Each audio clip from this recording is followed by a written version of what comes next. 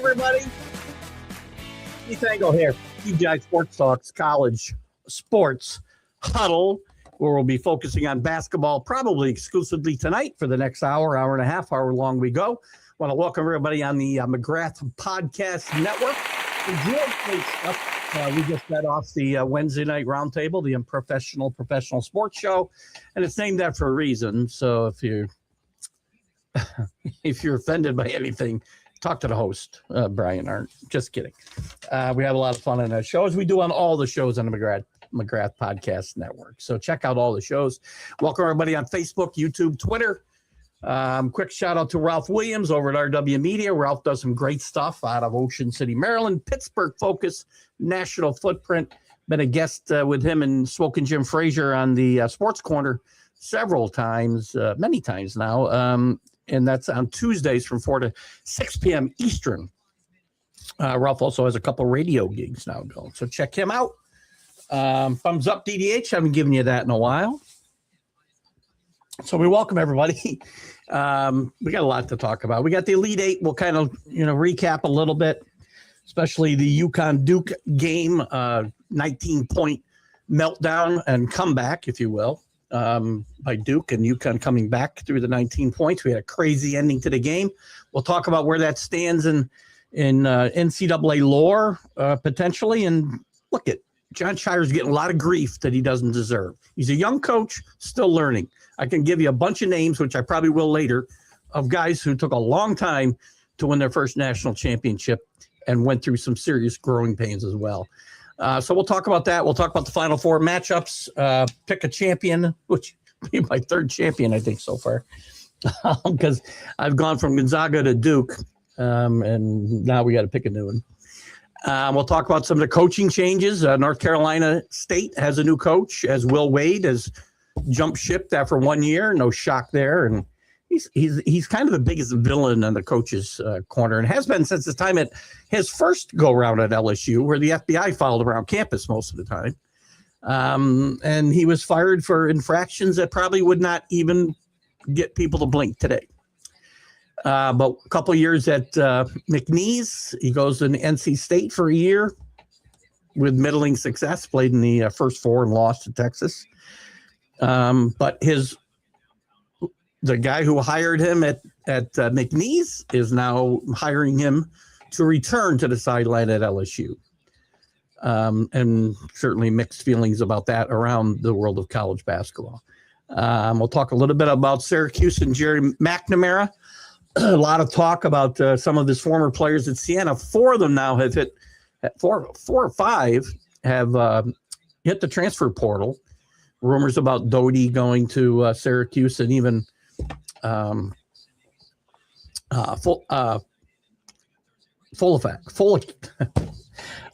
I can never say his name.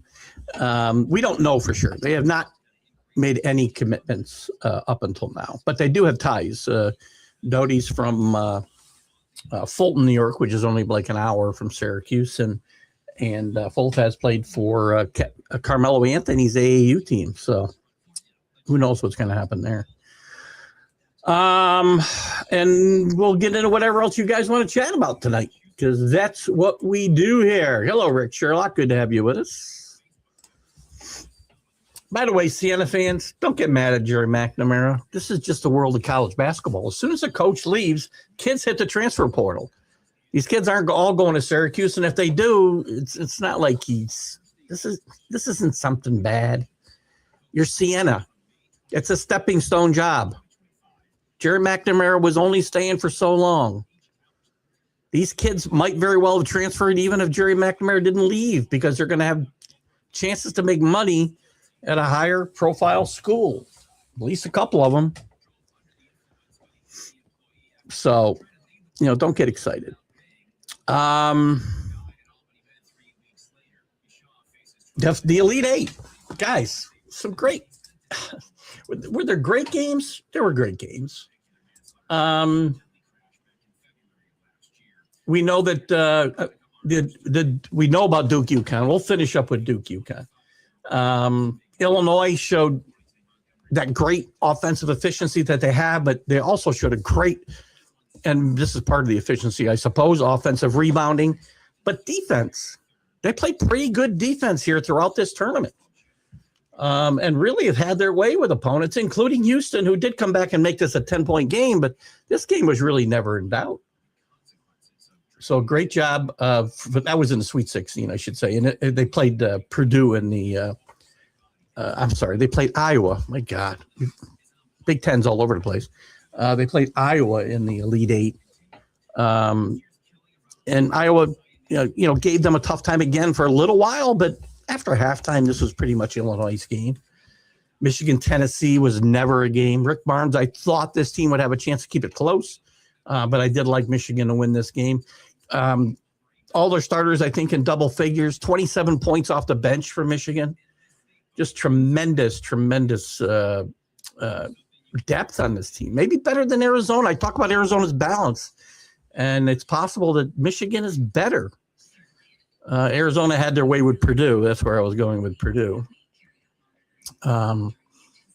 Few people in Purdue, at Purdue are, I shouldn't say at Purdue, but Purdue backers, social media types, calling for maybe a change in Purdue. Matt Painter's done a great job. I mean, Purdue is a really good basketball school, but listen, there isn't like it's painted with national championships. I think what Matt Painter has done has been at least equal,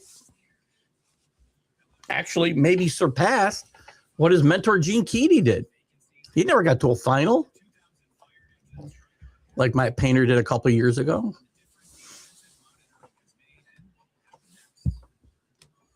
So leave the coaches alone. The UConn game. Two different stories. UConn couldn't find a basket in the first half. Couldn't make a three-pointer. Could barely make a two-pointer.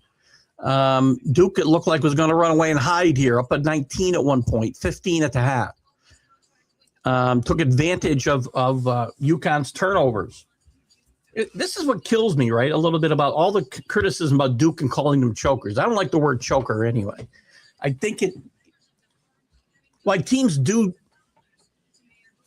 give away leads, and you can even say they choke. There's a reason. There's always there's got to be an action that causes a reaction, right? So we have to give credit to the team that causes these teams to melt down. And they also have to take advantage of the turnovers that are being caused, right? And UConn did that in the second half. Everything they didn't do in the first half, they did right in the second half. And they caused Duke to play the same type of first half that Duke caused them to play in the first half. So the 19-point, losing the 19-point lead is probably not where we ought to focus. It is on that last sequence, though. Again, comes down to coaching and execution. There's plenty of playing to go around here. You can blame the coaches for not getting the kids mentally prepared for that play and knowing exactly what to do, especially if things were to break down. Should have been pretty simple. If things break down, just hold the ball. We don't even have to get it across midcourt. And maybe getting the ball in the younger Boozer, the freshman's hands, wasn't the best idea. But again, by that time, the play had already started to break down. I don't know that was the play. They should have called timeout, because even after you saw the inbounds, and they had a little bit of trouble getting inbounded, but they did. And that first pass was nearly taken away just on the other side of the lane. Then the panic starts to get in, and Caleb, I'm sorry, not Caleb Foster, but the younger Boozer, looked like he thought he had to get the ball across midcourt. And at that point, I'm calling timeout from the bench. Or maybe one of the players should have called timeout. Somebody's got to have the wherewithal to see that things are going awry. Let's call timeout. But when you look at there were shots of John Shire on the sideline, and he didn't look like he saw the play developing right at him. And he's kind of motioning the players like where to throw the ball. It looked like he was motioning. And I don't know whether Boozer could see him or not, but for him to get the ball into the front court, maybe he saw a guy open there. But all he had to do was catch the ball and sit down. But let's not get too excited. Again, let's give Danny Hurley and UConn some credit here. They didn't give up. Rick Sherlock has used heart of the champion terminology. I don't see him putting it up in the comments yet, but he said it in a chat room that we have for TGI Sports Talk, which anybody wants to ever get in that, just let me know and I'll add you to that chat. It's a Facebook chat. He put it up that night and he talked about it again Monday morning. Heart of the champion. By the way, and there's something to the fact that upperclassmen still mean something in the world of college basketball. One upperclassman starting a junior, I believe, on Duke. And all these teams in the Final Four have at least two, in some cases, three upperclassmen starting for them. Caravan didn't have a great game for UConn, but Harris sure did. This kid is playing lights out right now. He's averaging, where is that? I had it up here a second ago. Where is he?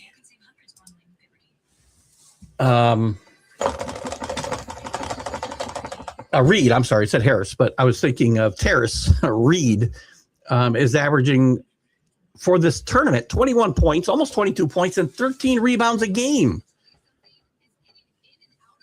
Yeah, they played Illinois once before, and they beat them. And him and Mullins were really non-factors in that game. So two guys to keep an eye on here come Saturday. Again, hello to Rick. Hello, James. Long time no here, just a few minutes ago. James agrees with me. Dan Hurley was the better coach that night, and UConn made adjustments and played better in the second half. Remember something, Danny Hurley didn't win national championships right out of the gate. Took him a few years too. How many years? Because I'm going to tell you, I said on the previous show, and I look at all these great coaches, great all-time coaches. Dean Smith, Coach K, 20 years plus, I think, for Dean Smith. 11 years for Coach K. Nearly got fired. He didn't make the tournament his first 5 years there. Bill Self, 15 years. John Wooden, 16 years. Roy Williams, 17 years. Jim Calhoun, a long time. How long for Danny Hurley? Danny's got a lot of experience, by the way, in these situations. He's won back-to-back national championships just a few years ago. He's got guys who are going for their third national championship in Caravan. That kind of experience makes a difference. Let me just check out Danny Hurley here real quick. I wanted to see. So in Danny Hurley, by the way, so I know he's coaching at Rhode Island, but he didn't make the NCAA tournament his first 2 years at UConn. He didn't win a game in a tournament his first 4 years. Takes a little time. Just saying. That's why I'm disagreeing with all the early picks tonight, going with UConn and Arizona. Listen, I really gave a lot of thought to going with UConn in that. I'm assuming you're talking about the experience factor.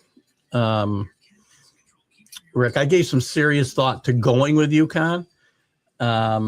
Illinois is just playing on, I think Illinois is playing on a much higher level, much more consistent level than Connecticut. I don't think Illinois is giving up a 19-point lead if that were to happen, and we don't know that that's going to happen. I'm not saying it is. But they're playing much better defense. They got a freshman star in Wagler. Now, again, I just talked about experience. They do have two upperclassmen starting on this team. So I would not be counting out Illinois. I would say that there is a coaching advantage for Danny Hurley because he's been here, done that many times that we just talked about, and Brad Underwood has not, or Bruce Underwood has not. Underwood. Brad Underwood. I want to call him Bruce Underwood all the time. I think it's because of Bruce Greenwood, the actor. Don't know. Anyway, Brad Underwood has had this is his first trip to the Final Four, and he won in, I think, his second trip to the Elite Eight. But better experience for Danny Hurley and UConn, obviously. But I still like I like the way the Illini are playing right now. And they could be in line for their first national championship. And other than UConn, by the way, these three teams, Illinois has never won one. It's been 2 decades since Michigan, or 3 decades for Michigan, and at least a couple of decades for Arizona. So these are teams that have not been here and done that in a long time. And you're also looking at 3, maybe 4 coaches who are right now the scrutiny of other jobs. Both Tommy Lloyd and Dusty May under consideration by the Tar Heels out in North Carolina. I do think Billy Donovan gets that job, but we'll see. And Brad Underwood, if Bill Self steps away, because we've got some jobs that are still up in the air a little bit. Kelvin Sampson looks like he's coming back. Houston could still open up. We don't know. Bill Self could still step away at Kansas. And Brad Underwood would be under consideration for that gig, as he's from Kansas. North Carolina's still open. If somebody moves from either Michigan or Illinois, now you've got 2 more or 1 more premier job open. So we aren't done with this coaching carousel by any means. And some of that will be some of the conversation at this Final Four. Great coaches, though. The only problem with Keith, not with Keith, sorry. Keith, with this climate in today's society, coaches probably don't have 10, 11, 12 years to win a national championship. I agree, James, and that's the shame. Because if we had this climate, and again, look, Adrian Autry at Syracuse is a great example. Now, I don't think Adrian Autry was going to grow into a great coach. Maybe somewhere else he does. Maybe he works his way back up. But the program was already on a decline with Jim Boeheim the last couple of years. This is 5 years in a row with no tournament for Syracuse, a storied college basketball program.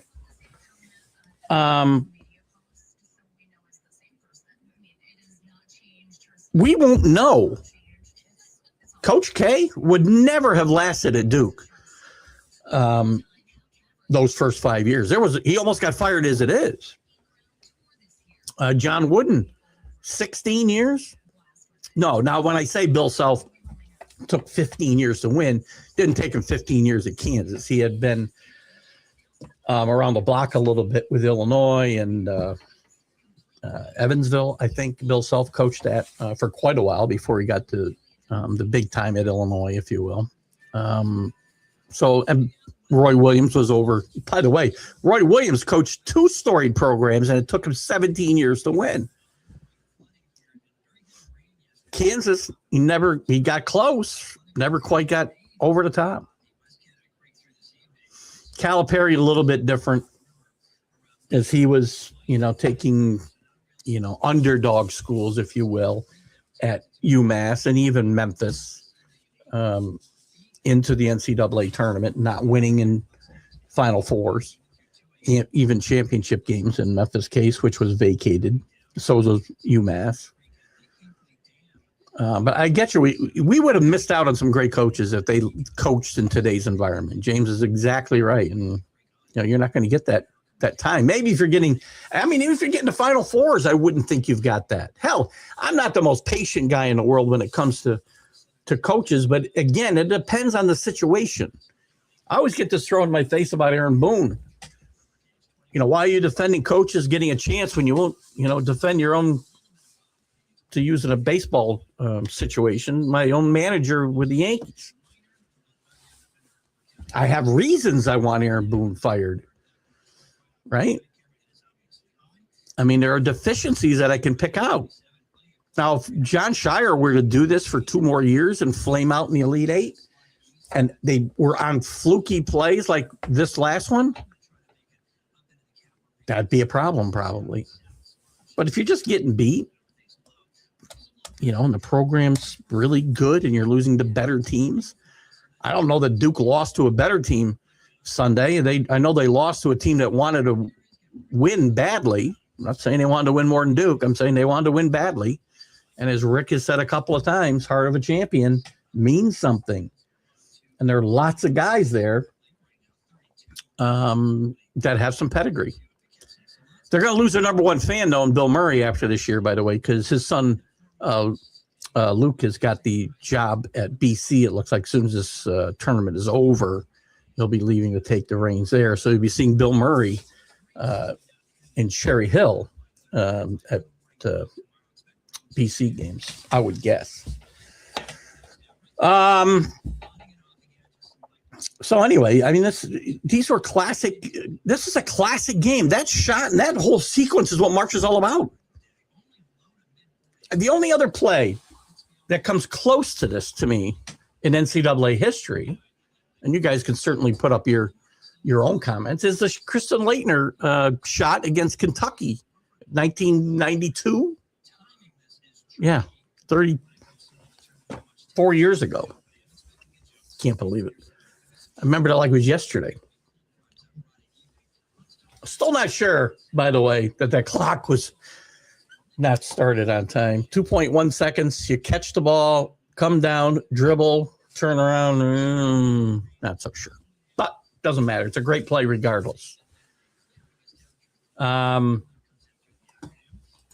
were other great shots. Keith Smart, Indiana, 1987 against Jim Boeheim, Syracuse Orangemen. To great shot from the corner to win that game. U.S. Reed, I can remember for Arkansas beating Louisville with a half-court shot. Of course, Bryce, was it Bryce? Oh, my God, from Valparaiso when they beat Ole Miss. That, again, to me, you have to look at the stakes, right? So this shot Sunday, Leitner shot, Keith Smart shot, all of these, you got to remember what's at stake. People are bringing up, oh, God, this coach's son from Valparaiso. Isn't that terrible? Again, I think once a show, my brain shuts down. In any event, that was a second round, first round game. Wally Zerbiak with Miami beating, getting his team at Miami into a Sweet 16. The stakes were not nearly as high as what we're talking about with the shot Sunday by Mullen and Leitner. Leitner was a Elite Eight game, put them in the Final Four. Started probably the legend, if you will, the hated Christian Leitner. It seems like every show I've got a ESPN 30 for 30 for you to check out. There's one, it's one of the early 30 for 30s, I think. I Hate Christian Leitner is the name of it. It's really well done if you're a college basketball fan or a Duke fan or even a Duke hater. I think you'll have some fun with this for sure. Lorenzo Charles, great one, Rick. NC State against Houston in 1983 on an air ball from Derek Wittenberg. That's a great one, too. I mean, it wasn't, I suppose it didn't have the same impact because, again, it was basically a layup, but the whole play is just obviously legendary because you had a team that nobody gave any chance.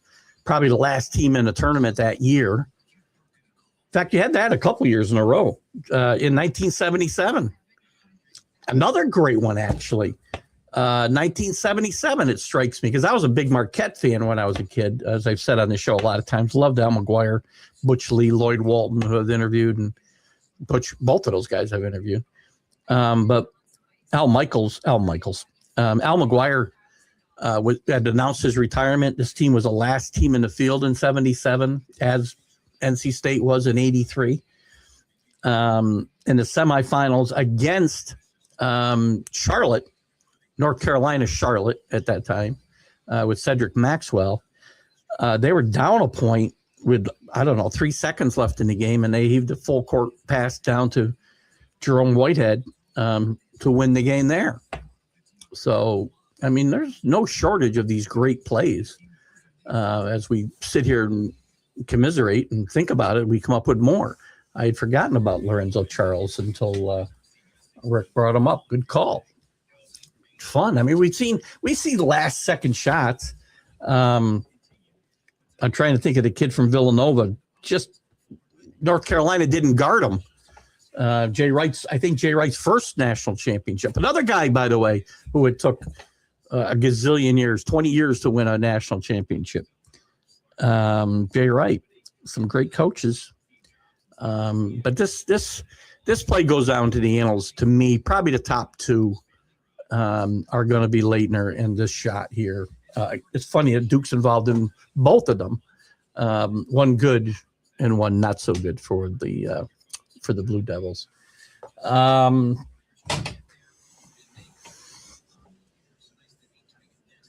What else? One and dones. You know, here's the thing. I mean, Boozer gets one shot. He's going to go, and we're talking about the older Boozer. The younger Boozer will be back with Duke, most likely, unless he hits a transfer portal. Who knows? You're recruiting your whole team over and over again. I read an interesting story today about Tom Izzo, by the way. We'll get to that in just a second when we're talking about coaches. Geez, I don't know where I was going. Geez, I forgot exactly where the hell I was going. I guess I was saying both of those were great plays, and probably the top two. In my mind, those are the top two plays. Not just the shots, but the entire sequence, maybe the most memorable for me in my NCAA lifetime. I was talking about coaches a second ago. Will Wade leaves North Carolina. There's going to be Carlos Boozer, right? I was talking about Carlos Boozer being one and done. That's what it was. Thank you for that, Rick. I got my mind going 1,000 places because I was talking about guys staying. This brother will likely stay, but who knows if he hits a transfer portal or not. Unlikely. Carlos is definitely going into the draft. He's going to be one of the top, if not the top pick, he'll be one of the top probably 4. I really like Acuff out of Arkansas myself, but no standout like Cooper Flagg this year. But interesting, I wanted to talk about coaches moving around, right? We've got new coaches coming in BC and North Carolina State, Syracuse. The Will Wade saga. Will Wade gets chased out of the LSU. And, by the way, before I go on, I said 3 of these coaches' names could very well come up for coaches for either jobs that open, North Carolina, or jobs that could open, Kansas. Danny Hurley, we don't know that teams won't flirt with him again. An interesting development that came out this week after, if you remember, Danny Hurley's dancing with the Lakers a few years ago after his second national championship and them trying to hire him as the coach. And he decided ultimately to stay at UConn. He called Tom Izzo for some advice. Tom Izzo told him that he'd been approached several times through the years, which I didn't realize, by the Cleveland Cavaliers, by the Hawks. And he gave him advice. He didn't say what that advice was, but he said that, Hurley had called him and checked his pulse for what he thought, how he might want to approach this. But in talking about that, Tom Izzo talked about the fact that the Phoenix Suns tried to hire him last year, 70 years old. A little shocking for me that the Phoenix Suns, and they seem to have done a good job, by the way, in picking their next coach, as they've been one of the surprises of this year. But Tom Izzo isn't a guy that I naturally think of as being a great NBA coach. I'm not sure I think Danny Hurley will be a very good NBA coach, quite frankly. I think Danny Hurley wears his heart on his sleeve way too much to be able to coach 82 games plus whatever playoff games you're talking about. I think Danny Hurley would burn out so fast. And I think he would be like John Calipari. Had some success early on with the Nets, but ultimately his makeup is not for the pros. Rick Pitino, a little bit of success, but remember, before he had real success in college, he had success with the Knicks. But when he started having the ultimate success in college, he was not built anymore for the pros. And I feel Danny Hurley's kind of makeup is the same way. I think an 82-game schedule would just burn him out. And I'm not sure that the players are going to relate to his style of coaching either. So we'll see. That'll be very interesting. Back to Will Wade. We haven't heard the last of this because there's probably going to be some investigation into tampering that LSU had reached out to Will Wade probably a good month or more before the regular season was even over, when they knew they were firing their head coach and they wanted to bring Will Wade back to the place he'd made his name, for good or bad. James, I don't know if you're still there as a LSU fan, whether you're happy or not about this. I mean, Will Wade is a heck of a basketball coach. He did a great job at LSU before. At the time, did some things that had the FBI chasing him around campus, as I said, basically, until the university fired him. Did a great job rehabbing his reputation and getting McNeese State to the dance 2 years in a row and winning games in the tournament, and didn't do a horrible job at NC State this year. But, again, we get all over, coaches get all over players, no loyalty. Coaches got to start showing some loyalty as well. The Will Wades of the world, yes, I get it. Boeheim stays for 47 years. Coach K's there for 47 years, blah, blah, blah, blah, blah. But today, hell, Bill Self went to Illinois for 2 years before he bolted for Kansas. Brad Underwood, who's in his Final Four, 1 year at Oklahoma State before he went to Illinois. Will Wade goes back to the scene of the crime, if you will, to to LSU. And this isn't over because, again, from all reports, there may have been some conversations with this coach and LSU long before the North Carolina State season was over. Danny, how are you, buddy? Danny Hurley would get taken outside and get his ass kicked in the NBA, no lie. I don't know about that, but his antics probably would not play as well. Again, I don't see any way he goes to the NBA because he's got to know, or his wife or somebody's going to tell him, Danny, that's not for you. I mean, again, we can talk about his antics and that he get his ass beat. But if we just even take that aside, his demeanor, his approach is not going to let him coach 82 games. He's going to stroke out, man. Burnout. Jay Tron thinks Tom Izzo gave him advice to stay in college. I think he did. I mean, I don't know if he said that directly, but I think that's probably what happened there. Maybe Danny talked about the fact that that's what Tom Izzo told him. But I was kind of struck by the fact that Tom Izzo had been approached by the Suns in the offseason at 70 years old, which is a little strange. Larry Brown is the only coach to win a national championship and an NBA title. I kind of look at Larry Brown as not as a college coach. I mean, he spent a lot more time in the NBA than he did in college. We talk about college coaches going to the NBA, right? Tom Izzo,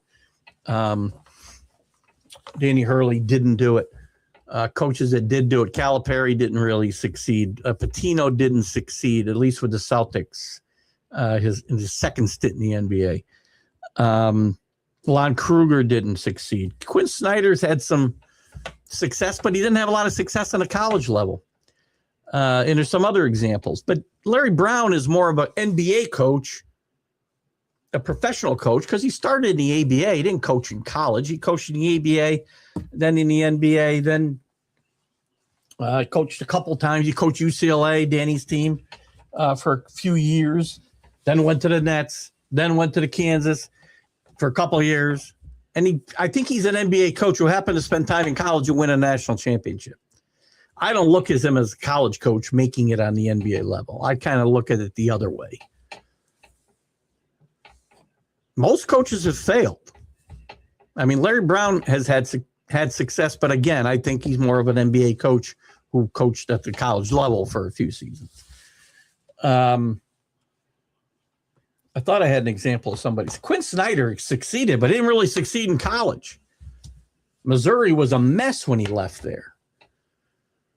But he did a great job at Utah. He's doing a great job at Atlanta right now. So maybe he was just better built for the NBA. Hello, Carlos. And Larry Brown did stink as the coach, the next coach. Actually, he was stuck with a horrible team, by the way. Larry Brown did, what'd they win, 19 games, 20 games, 21 games? But that was a horrible team put together by Isaiah Thomas. You can blame Isaiah Thomas for that, not Larry Brown. But Larry Brown did a great job with the Nets originally before he left that job. He did a good job with San Antonio. He did a good job with the Clippers. Nobody had won with the Clippers before he got there. Did a great job in Philadelphia. Didn't win a title, but got to the championship with Eric Iverson and a very flawed team. And he won a national NBA title finally with Detroit. So, 1 year in New York, it was awful, Carlos, for sure, but that certainly wasn't Larry Brown's fault.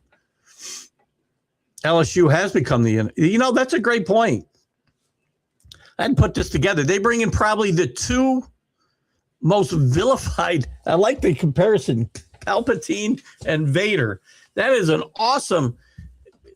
that is perfect. I hope you came up with that yourself, James, because that is awesome. I love that description.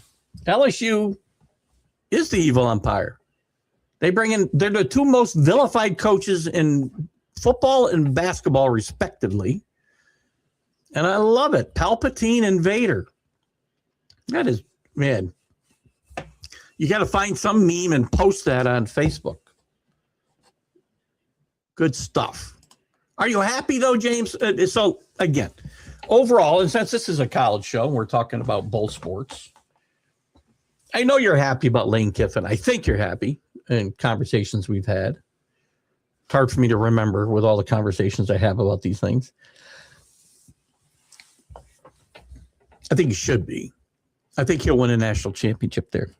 But are you happy with Will Wade coming back? Because for all the things that Lane Kiffin has been, or the way that Lane Kiffin is viewed, right? Will Wade actually had the FBI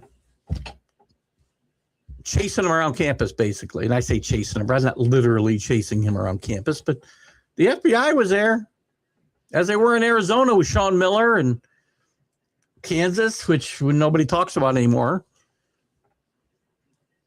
These things would all be legal today. I get that, but it's odd, and it's a different administration. It's a guy, I believe, I'm not wrong, LSU went and hired the same guy that hired Will Wade at McNeese to run the ship here in LSU, and Will Wade finds his way back. Maybe. That would be interesting. PJ was a screamer. Danny's a screamer. I don't think PJ was quite as animated. Maybe he was. I guess they're pretty close. That would be interesting. I don't ever see it happening because, again, I don't see him leaving. I don't see it as a good fit. I don't know why NBA coaches or NBA teams think that guys who are dealing with what they're dealing with in college are really good fits for the NBA. Jerry Tarkanian, another guy who flamed out in college. I'm trying to think of some others. There's definitely others that I haven't that haven't crossed my mind. Hold on here. Let me college basketball coaches going to NBA in history. Am I talking into the mic?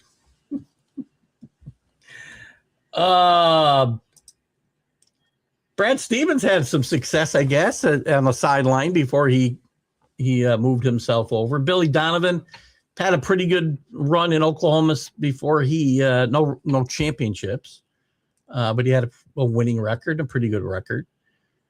Quinn Snyder, we talked about. John Beilein, excellent, well-respected coach at college, flamed out badly with Cleveland. Calipari, we talked about.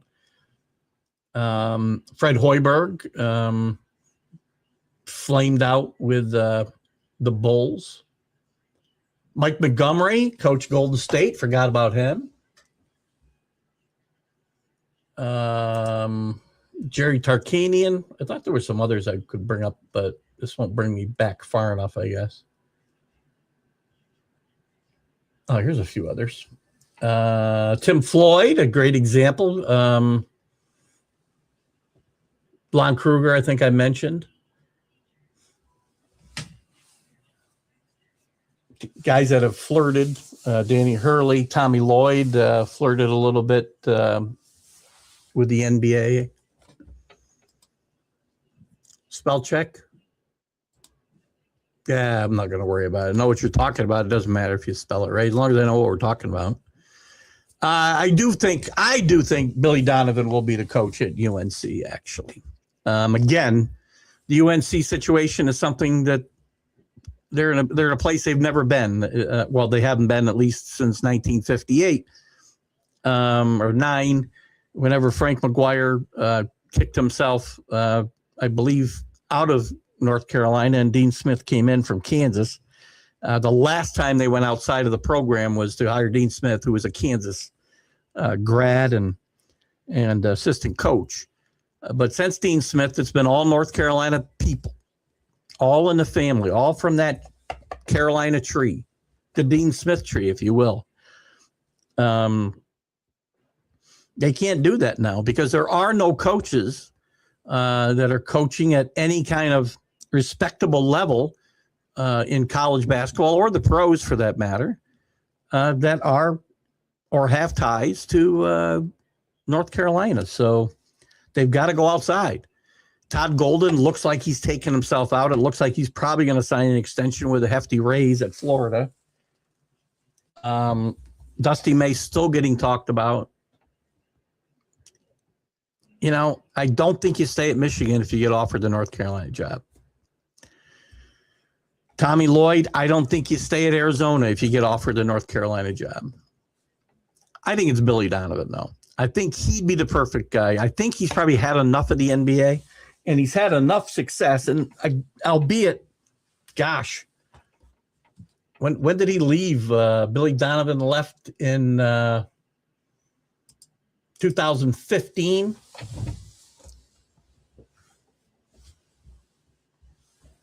So it's been 10 years since he coached on the college level. They were also interested in Brad Stevens, who very quickly shut them down. He's got a good gig going in Boston right now. He's not going to. I don't think he's going to blow that up. He hadn't coached in college since 2012.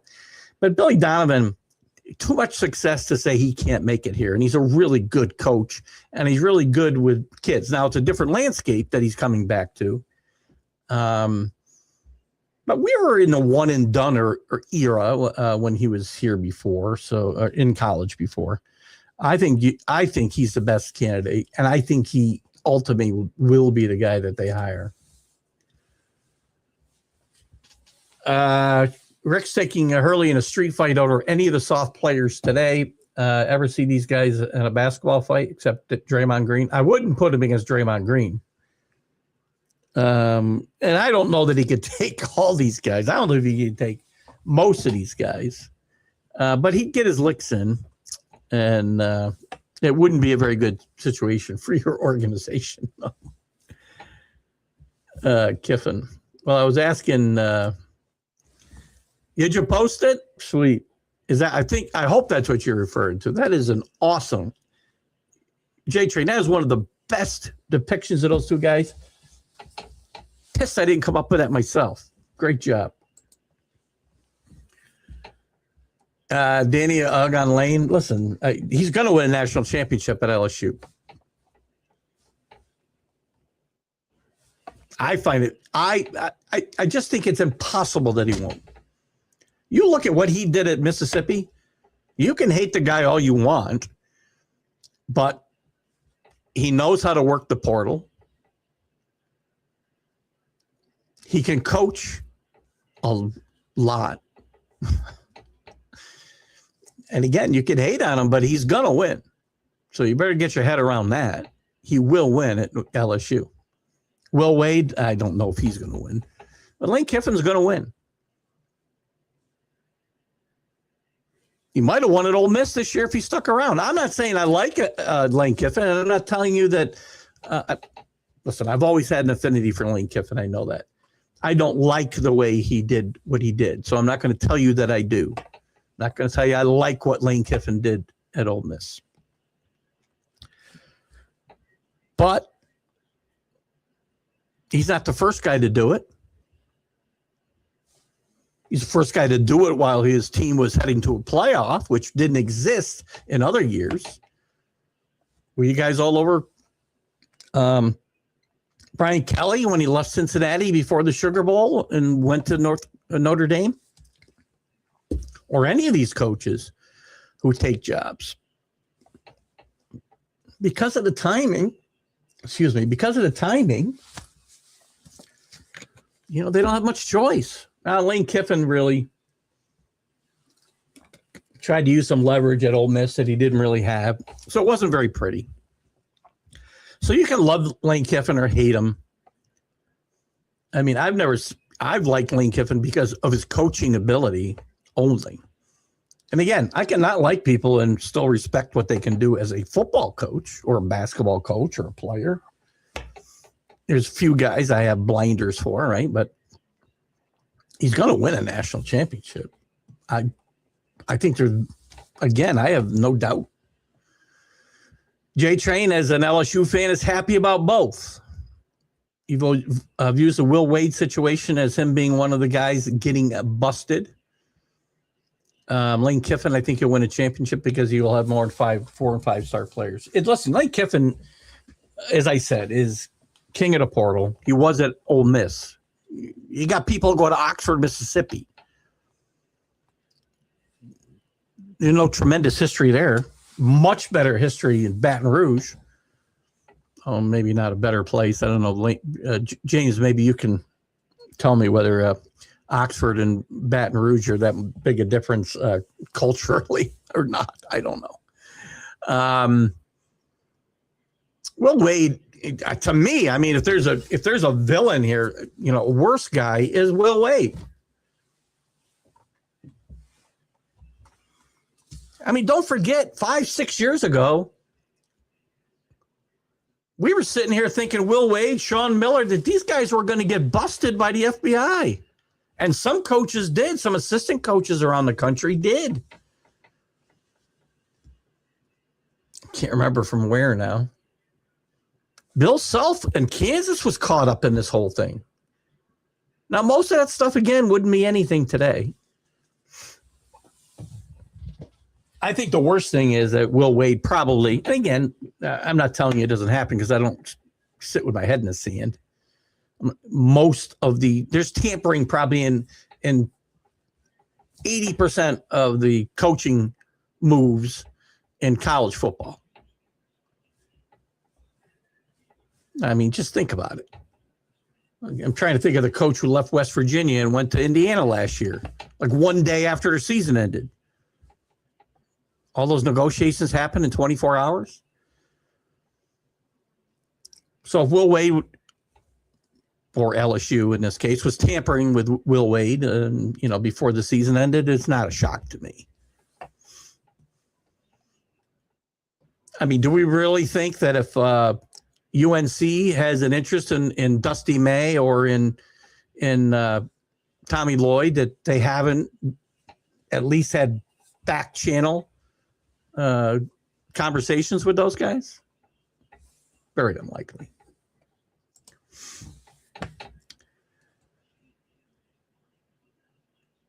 About what? What am I digging Bo up to ask him? I'm not digging Bo up until I know what to ask him. So be clear. I don't know what you want me to ask him.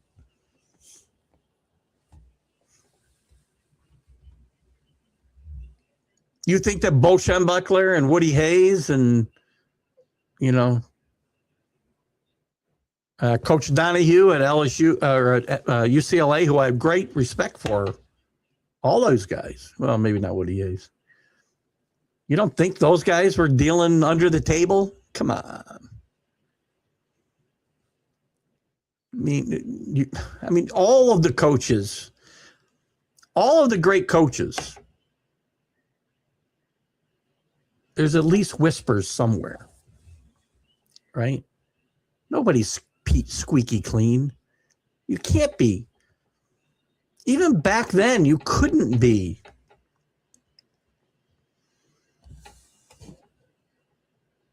I do need to know what you want me to ask him, though. I'd be happy to do it. What else is going on? As we talked about Bill Self, the news is breaking. Bill Self will return. So that takes Brad Underwood out of a job, potential job. He said he would discuss his future with his family after the loss in the NCAA tournament. And today, he said he will return to the sideline in 26, 27.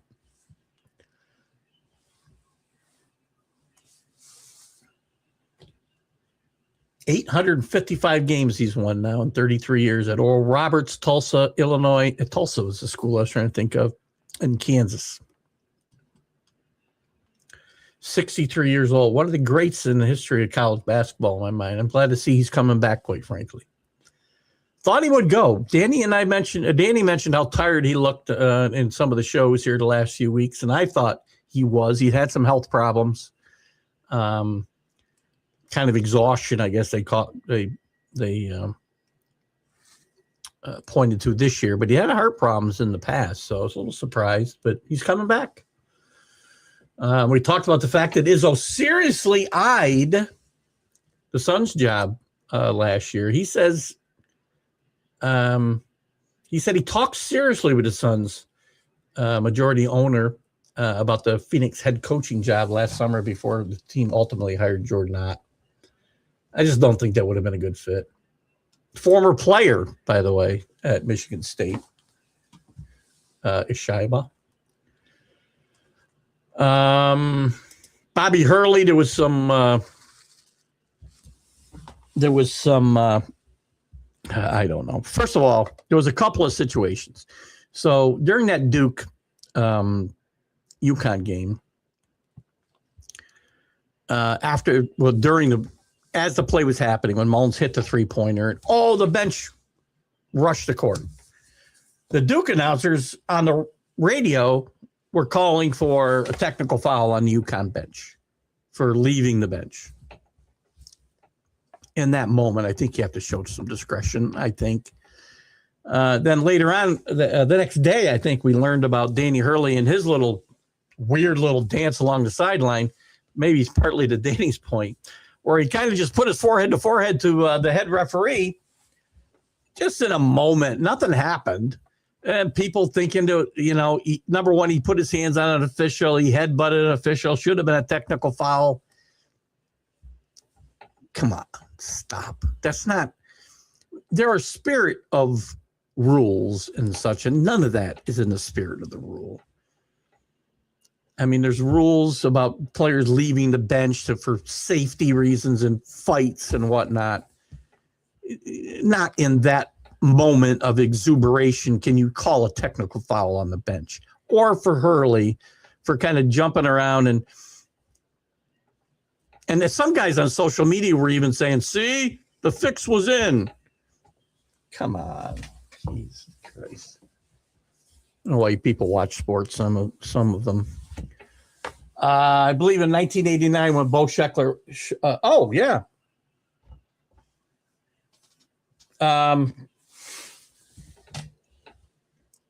very famous. I probably should have realized that's where you were talking about, right?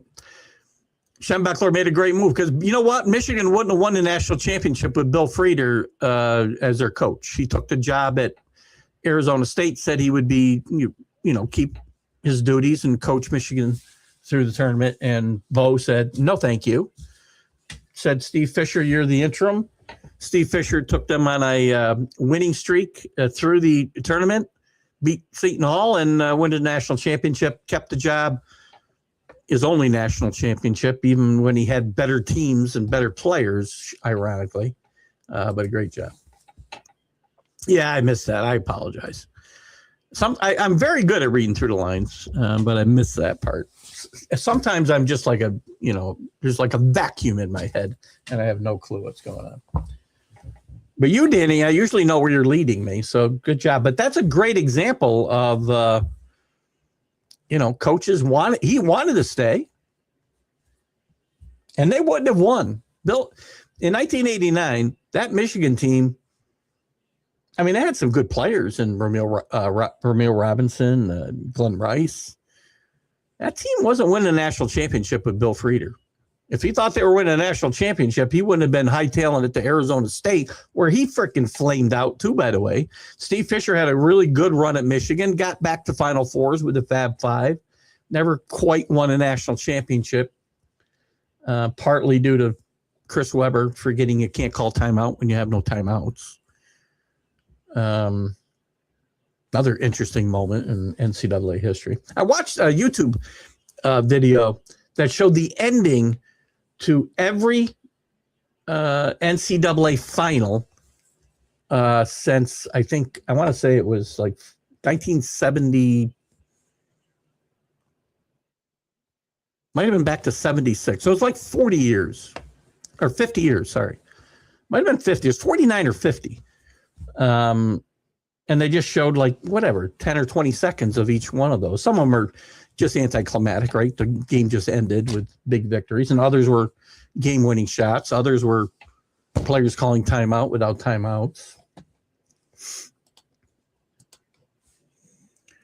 Your bracket's okay still? Let me take a look. My bracket's so bad. Let's take a quick look at where we are with the brackets. And we haven't talked about the women's side yet at all, which we can do for a few minutes here as well. Because their Final Four is set as well, and we'll look into that in just a second. But let me get to the men and our brackets. That's the women. Here's the men. I've got to have sunk right to the bottom. I'm pretty sure. It's pretty bad that I didn't. I'm still in 8th place. Oh, I'm ahead of one person who didn't put any picks in, so I'm doing pretty well there. The Mad New Yorker's still alive with 810 points in 2nd place, but with Michigan. Utah AK-47. I don't know who that is, but I have a thought I know who it is. At Duke, so they'll probably. Well, you won't. I guess you just need to win one more game, Carlos. If you lose, you're probably not going to get to the top. Neil is 10 points behind you with Arizona. Rick is only 60 points behind. Neil is 40 points behind. And he has Arizona. So unless you guys have different picks in who they'll face, Rick, I don't think you can win unless you have. Well, you might have Arizona and UConn. What's Neil got? Can I see what Neil's got here? I can. So he has. Why can't I? This is so hard to freaking read. No, he had Duke. I believe I'm looking at this right. He had Duke getting to the final. So I think you would be in pretty good shape, Rick, if Arizona wins 2 games. I don't know. If Arizona wins 2 games, he's going to stay ahead of you. But if you get the team that goes to the final, if you've got UConn, like you said before, let me just check here. Do you have UConn?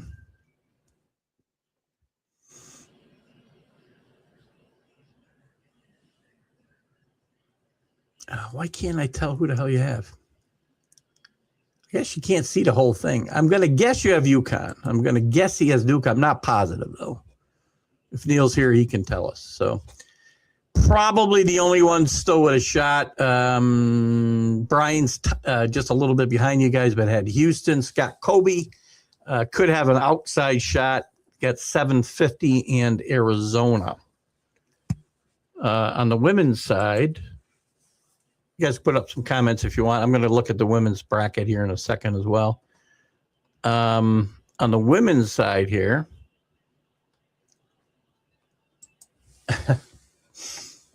by the way, 2 years ago, Rick won both of these. Neil is leading with 1,100 points. ESPN fan, I don't know who that is. He's got South Carolina, obviously a big South Carolina fan. I believe he graduated from there. Rick's got 1050 in UConn. A generic ESPN entry has 1070 in UConn. I have 960 in UConn, so I'm probably done. A bunch of us have UConn, but are probably done as we speak. And as we talk about the women, we do have a Final Four set. We have UCLA against Texas, all number ones, by the way. Again, one of my big gripes is the lack of drama, except for a handful of games in this women's tournament. And it seems to be that way most years, but we got 4 number ones. UCLA against Texas. They'll play on April 3rd in this Final Four, by the way, which is Friday night. And UConn against South Carolina. Listen, I'm rooting for Danny's. I'd like to see Danny's UCLA Bruins win this tournament, but my sense is UConn and South Carolina is probably the national championship game. But I'm going to root for the Bruins. Missing Purdue and Houston, but still in the mix. I mean, you should be in pretty good shape, depending. Again, I can't see. They don't show you the whole bracket, even once they're closed out. So I can't see exactly who. I can see your winner, but I can't seem to tell who you got them playing. I might be looking at it wrong. Somebody else can look at it and tell me if I'm right. I just reviewed them. If I win you can get if somebody wants to take up a collection to give you, sure. I'm retired, man. Although, the more I seem to rip Facebook and say I'm moving all my content to YouTube and get off Facebook as soon as I can, we start making some decent money on Facebook for content. And again, you guys have helped do this, by the way, with your comments. Like and share the show. Every time you come in and comment, do me a favor, like the show, or love it. Doesn't matter. Those interactions all help. I'm not going to tell you we're making a boatload of money, but we're up to like $50 a month. I'm going to have to start claiming it on my taxes. And it's either me ripping Facebook and calling them Nazis, or the clips that where I'm generating from every single show. You guys may notice if you go to TGI Sports Talk, after every show, there's a bunch of clips that get listed. But those things are getting tons of views. I mean, every show now, between the show and the clips, on Facebook, it's probably about 10,000 views. Even YouTube has jumped from we were getting about, on a good day, a really good show, 20 views. But the clips will get 5, 6, 7, 10,000 views.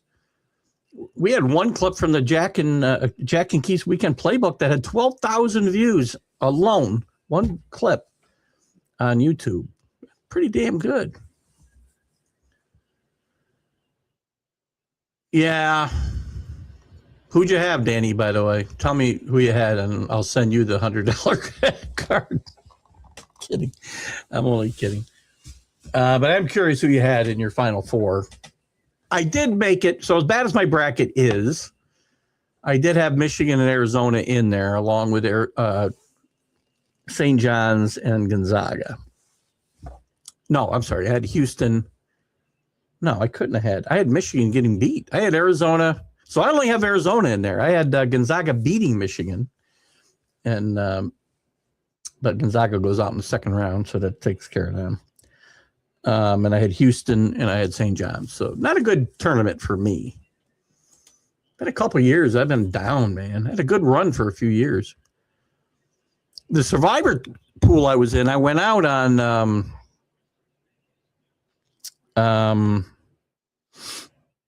who'd Iowa beat in the Sweet 16?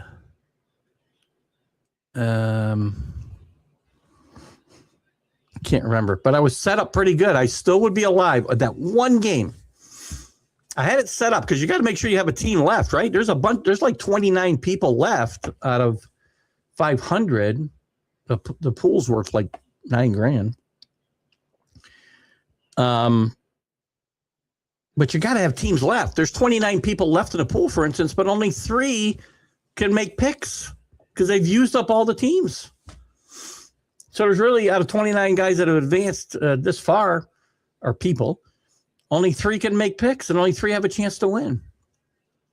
I would still be alive because I had it set up. I would have been taking Illinois, and I would have had the Arizona-Michigan winner. I would have had that winner, assuming I survived Illinois on Saturday. I would have had that team left to whoever won the Arizona-Michigan team because I hadn't taken either one of them through the whole tournament. And I lost on who'd they play? Pissing me off. I see you there, Scott. I'll get back to you here in a second. Who did who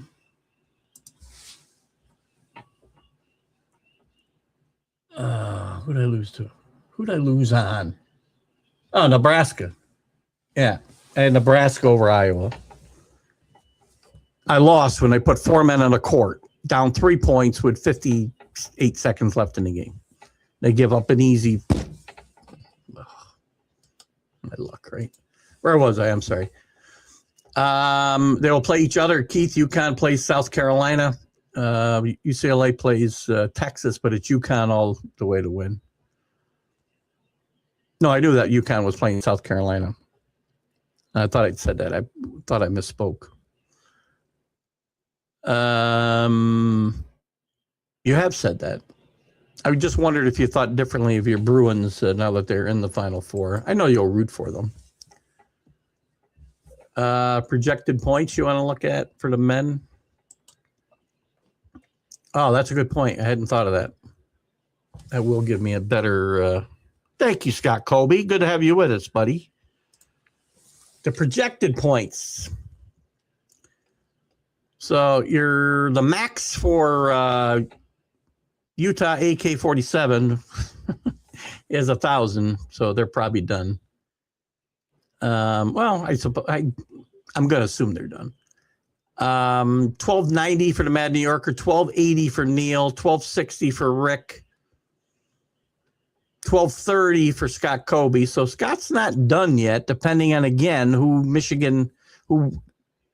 Carlos has Michigan beating, who Neil has Arizona, and who Rick has losing to Arizona in the final, and who Scott has getting to the final. So Scott's still alive. Good to have you with us tonight, Scott. There's Chris Fgrave, our Toronto correspondent, with us. Happy Social Security check day to 2-time Super Bowl champion Jim Jeffcoat.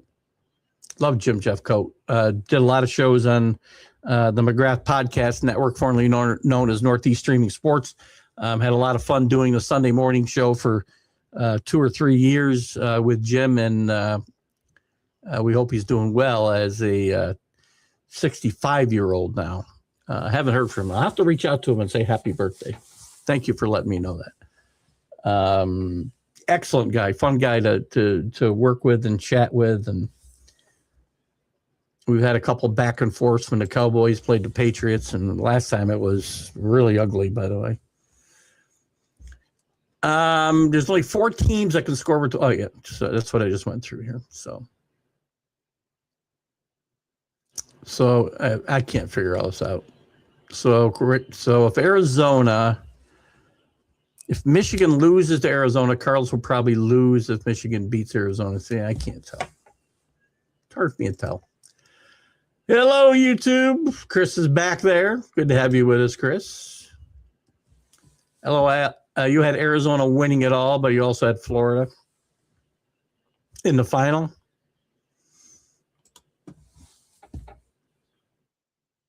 Yeah, I hope beat Nebraska. Thank you.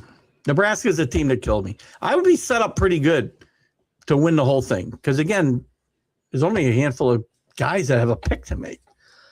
And I had to myself because you gotta think ahead, right? And the only way I could have the teams left that I wanted come this weekend, well, through the Elite Eight and into this weekend, that's the whole key is you got to get to the Final Four with two teams on either side of the bracket that you can have. And I would have been set up to take Illinois, and I would have been able to take whoever won the Michigan-Arizona team to win it all.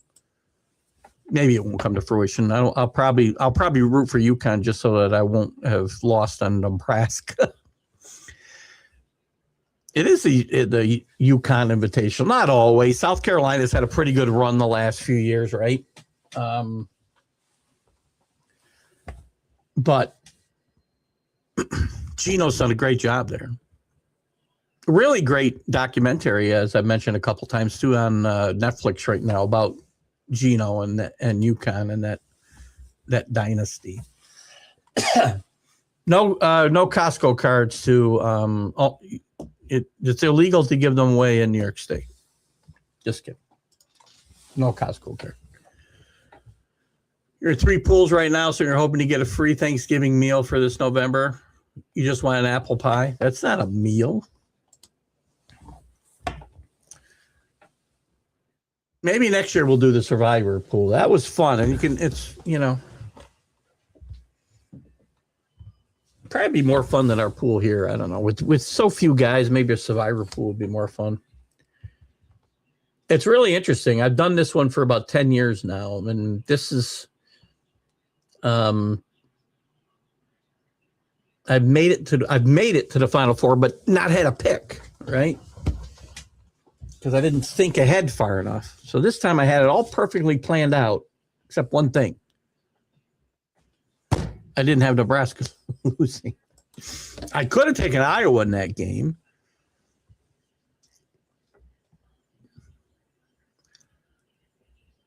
You got $100 Kohl's cash? Don't tell my wife. She got Kohl's cash every day. She did get a really cool. I should have taken a picture of it. I'll take a picture for the MLB update. Got a new welcome sign out front that has an MLB theme to it. So we'll show it to you. Put up a free subscription. There you go. The winner gets a free subscription to TGI Sports Talk on YouTube. Get in now while it costs you nothing. I'm telling you. We're going to get into a bidding war with Facebook and YouTube. This $50 a month we're making now with Facebook is really starting to add up. Just kidding. What else was I looking at news-wise?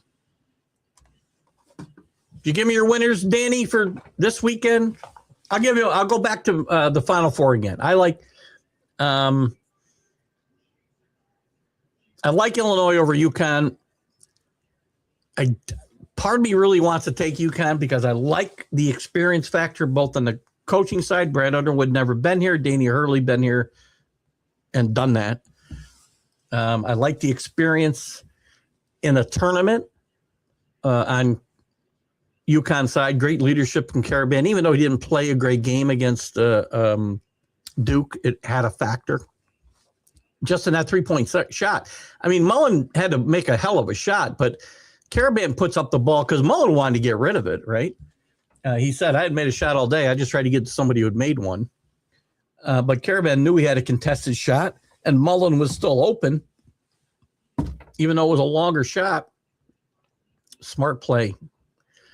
But Illinois' got a couple upperclassmen starting on that team as well. They got a fabulous freshman and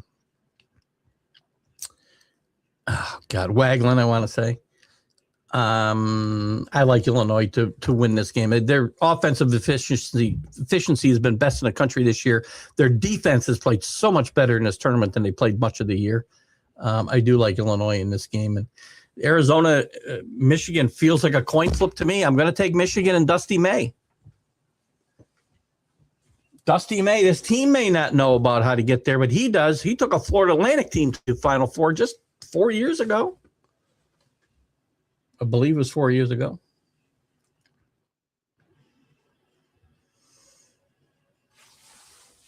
Oh, where am I left off here? YouTube. Too old for YouTube. I can't deal with the ads. You can't deal with ads on YouTube? How about Facebook? I can't watch a 20-second video without an ad popping up.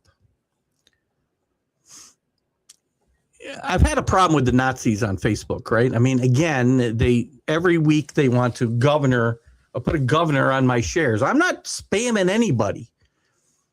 And I thank all the groups that allow me to share to them. I've got dozens of them. And all I share, whatever show we're talking about, this show goes to podcast groups. It goes to college sports, college basketball, college football, depending on what the content is. If I'm talking Major League Baseball, it goes to the MLB groups I belong to or the individual team groups that I belong to. Thank you to all of you. Tell Facebook they don't need to stop me because I'm not spamming you. You people have done a great job. You guys here to come here and participate in the show, tremendous. Respect you and love you guys to death. But also love the people that watch later. And these Nazis at Facebook, I'm telling you. That's my big problem. But now, ever since I've started to really rail against them, I'm making money on content, so I'm doing what to do. We'll see how we do it.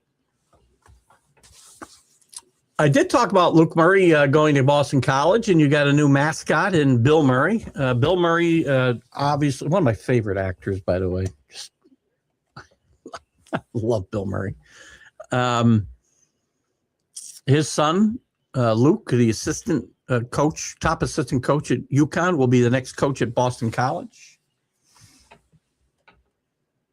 Congratulations. I think you got a good coach there. And listen, BC's mired in the muck of the ACC.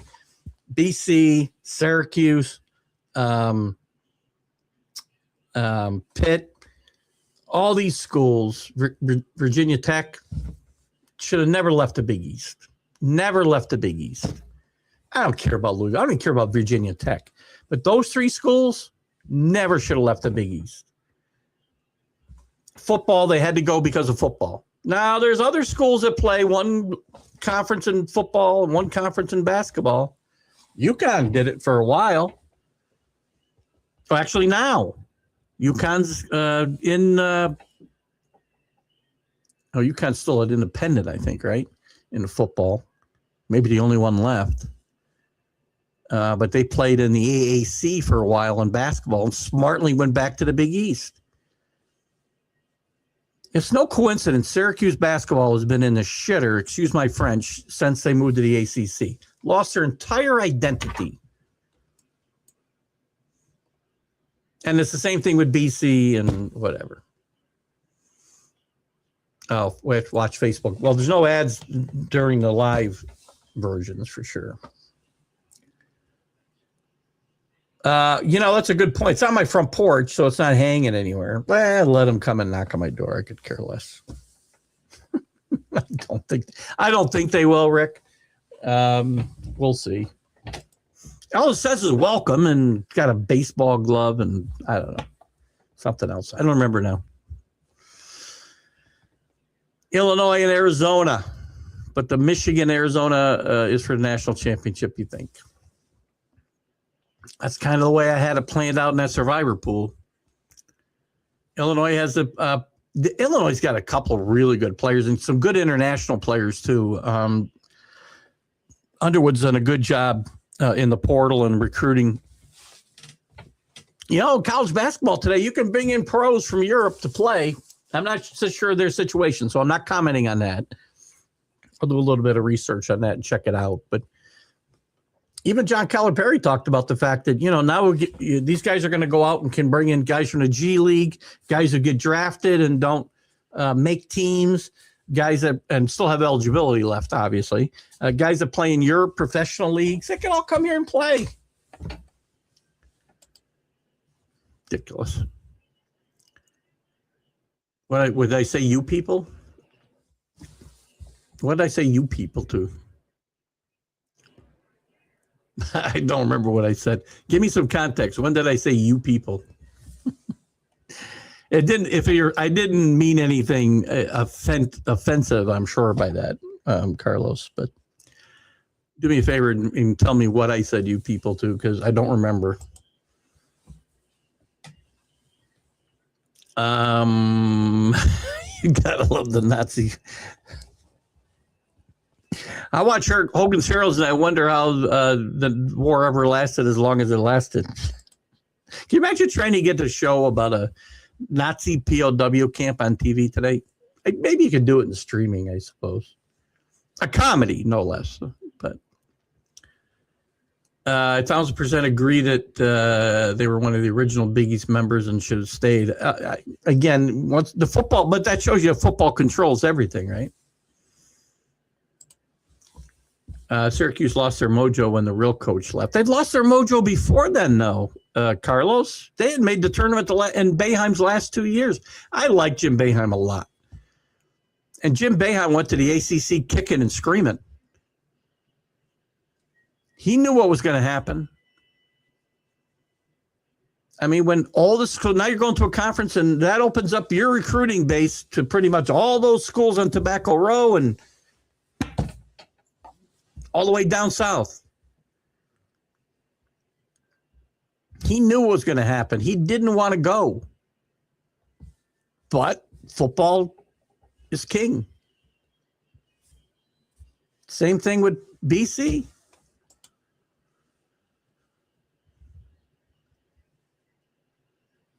I'm trying to remember what I said, you people. It wasn't really offensive at all. You just like it. I just like your rant for Facebook. Oh, you people at Facebook. That's probably what I'm talking about. I don't usually pigeonhole people. Nazis, I like to pigeonhole, stereotype or group into one, like you people.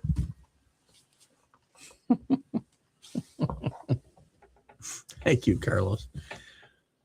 I think Carlos and I shouldn't speak for him as referring to when you said you people from Facebook. That's fair. You people.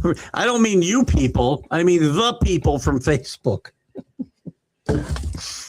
So not you guys in any way, shape, or form. I'll get myself blocked entirely before long. So we better get YouTube up and running here. Go to YouTube, like it, and subscribe to the page or ring the bell, whatever they say over there. I got to come up with all the jargon that Dan Harris used to use. Because I'm about to get banned from Facebook altogether. And probably ask me for all the money they paid me back. I disagree 100%. They were much better recruiting the New York City kids when they were at Syracuse. I mean, you didn't have, when you had the ACC was pretty much the actual Atlantic Coast Conference. There were some kids that were going from New York to North Carolina. Yes, and Duke. Even upstate.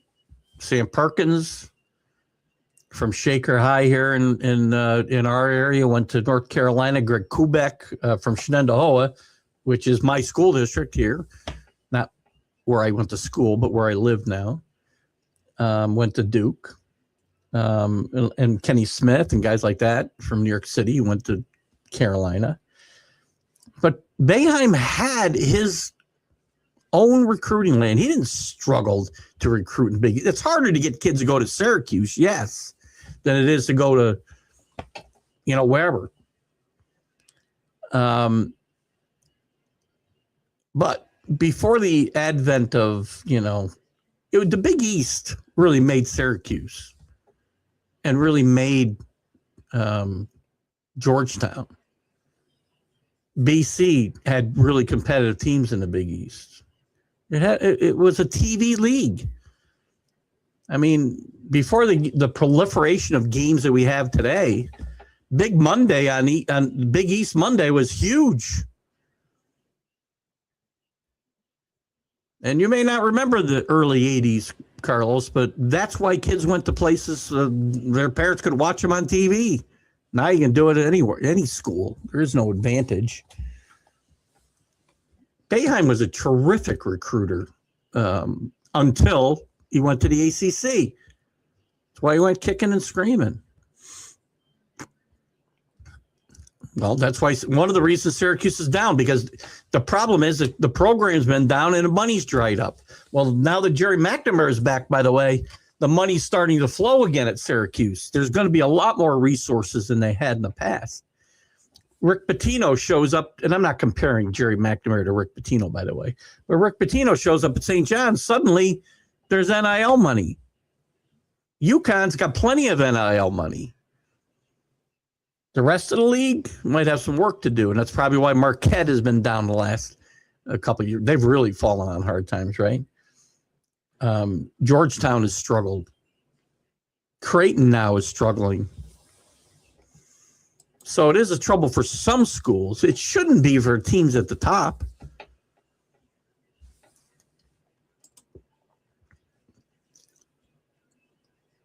No, as I said, UConn, St. John's don't suffer. Syracuse won't suffer either.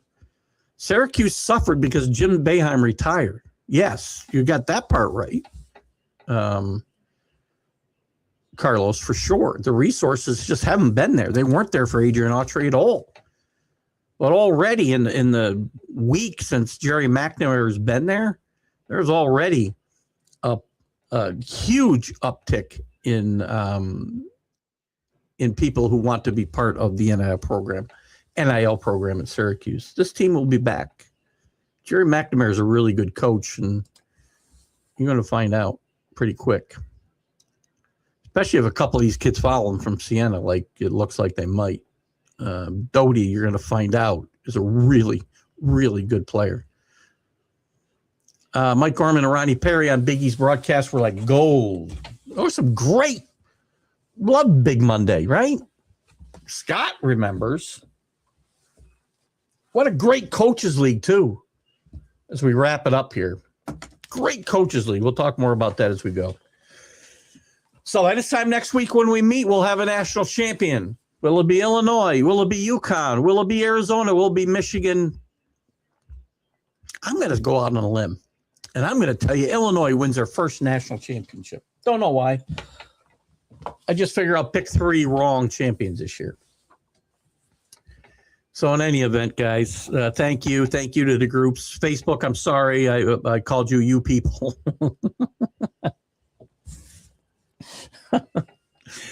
And Nazis, I guess. We'll be back on Friday Friday morning with Jack Hirsch on Jack and Keith's Weekend Playbook, and we'll have the MLB update, and of course Sunday we'll have the Sunday Stream of Consciousness and Carlos and Tiff Kerr. All right, guys, we'll see you. Keith Engle for TGI Sports Talk. Have a great night. Bye, guys.